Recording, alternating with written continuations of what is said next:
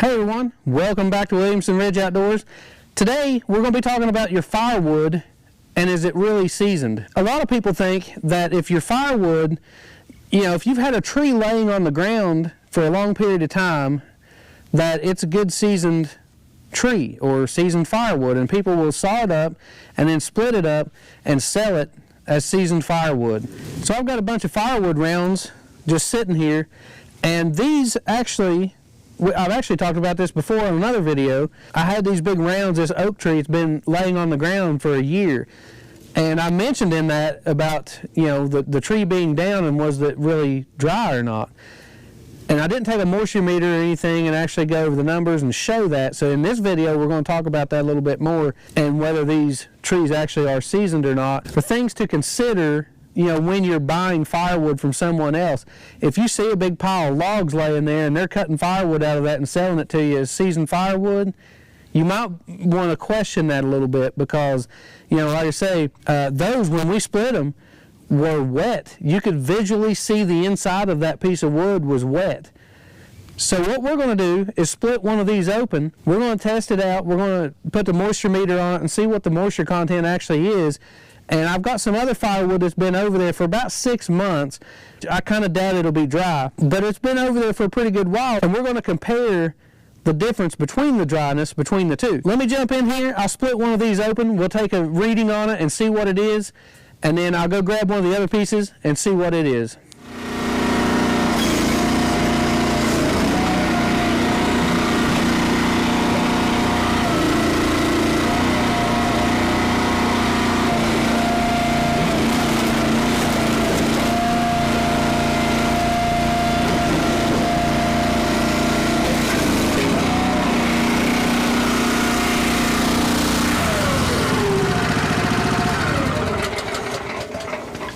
So let's check this out a little bit.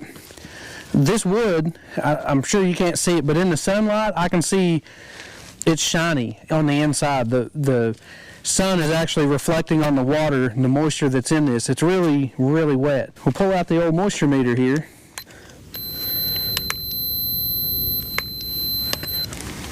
All right. 38.4%. So that tree was a blowover and had been laying for over a year, and I went over and cut it up into firewood lengths, brought it over here, and it's actually been here for probably 3 or 4 months in the firewood length. So all in all, like probably total of a year and a half at least, and then part of it was actually sawn into the firewood lengths. And even at that, after a year and a half, the moisture content is still 38.4%. And in order for firewood to be seasoned, or at least dry to be firewood usable standards or whatever, typically people want to have it below 20%. And we're almost double that right now in the moisture content. Now, obviously 20% is still got some moisture in it. It's 20% moisture. But they say that that's dry enough to where that it would be good usable firewood. So 20% and below. So anyways, I've got another piece of wood here that is from a different tree, but it has been split for about 6 months. I'm going to split it open and see what the moisture content is in this. It is an oak tree, but it is off of a different tree. So let's split this one apart and find out what the moisture is in it. So you can actually see the ends of this one are cracked and checked where it has been drying out. I still don't think it'll be completely dry, but I think it'll be drier than the other one. But you can definitely see it's in the process of drying by all these cracks.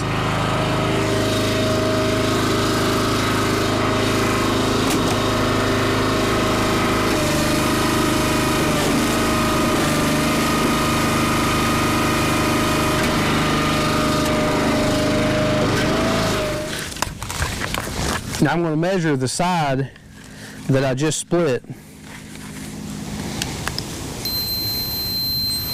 So this piece of wood was from a logging job. So the trees were cut fresh and then laid on the ground for a little while. I went and cut them up and then brought them to the house, split them up, and they've been split for about 6 months. And just the difference, 26.3%. So as you can see, there's a huge difference between the piece that was split from a fresh tree 6 months ago versus the one that laid in log form for a year and a half. You know, if you've got a pile of logs laying there and somebody says, yeah, them things been laying there for a year or two, and, you know, that's good seasoned stuff, and they're trying to split it up and sell it to you for firewood, I'd definitely be questioning whether it was really seasoned or not. And like I say, I think that if you had or left it in that log form, it will actually probably rot before it actually dries out. So in order to get dried, seasoned firewood, a person needs to be able to buy it in the split form or buy it in logs and split it themselves and let it dry. And a lot of times like this oak and stuff, that can take a year, 2 years even, to be able to get it all the way dried out. Now, as you can see, the pieces that I had here that were at 26%, it's been 6 months. If they started in that 40% range, then, you know, another 6 months, they should be dry. I hope this helps you out to kind of understand that unless you split that wood and get it exposed to the air, then it's not going to dry out in log form. Just because a tree has been down for a long period of time doesn't mean that it's dried out. So I thought it was a pretty cool test to be able to show. Something that would be really useful though is to get a moisture meter. This is a general moisture meter, and I believe I got this from Amazon.